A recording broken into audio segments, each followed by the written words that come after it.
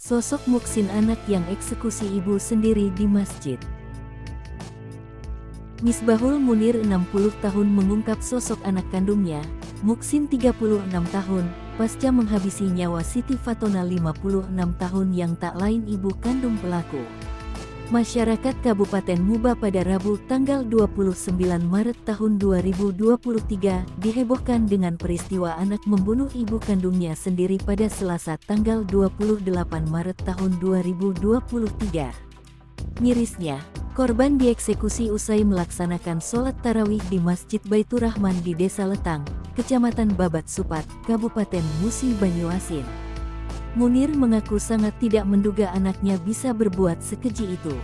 Ia menyebut, anak dan istrinya itu sedang tidak terlibat keributan ataupun cekcok. Hanya saja, Munir menilai jika belakangan ini bungsu dari 4 bersaudara tersebut sudah menunjukkan tingkah aneh. Tingkah aneh diperlihatkan pelaku sejak pulang dari pesantren. Berkali-kali dinasehati, pelaku masih saja tidak mau berubah. Dengan wajah dirundung duka, Munir terlihat tegar menyambut tamu yang melayat ke rumahnya. Munir bercerita jika peristiwa itu begitu cepat dan dirinya kaget saat mendengar teriakan istrinya sudah terkapar di dekat pelaku yang memegang senjata tajam. Sementara itu, Kepala Desa Letang Ufradi mengatakan, ia dan suami korban sudah berupaya menolong korban. Bahkan, ayah pelaku sekaligus suami korban terkena sabetan senjata tajam yang dipegang pelaku. Setelah itu pelaku juga langsung pulang ke rumah dan duduk santai sembari bermain ponsel dengan pedang masih digenggamnya.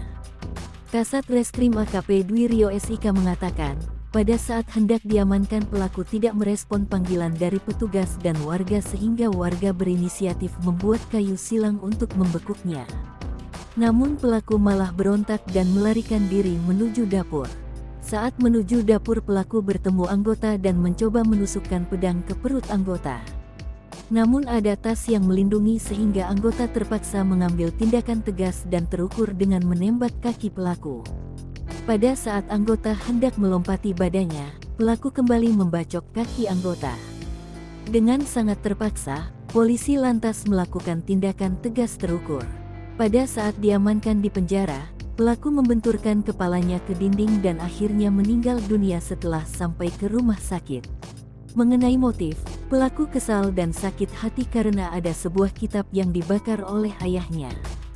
Sebelumnya pelaku juga sempat mengamuk dan mengancam membunuh orang tuanya, namun gagal.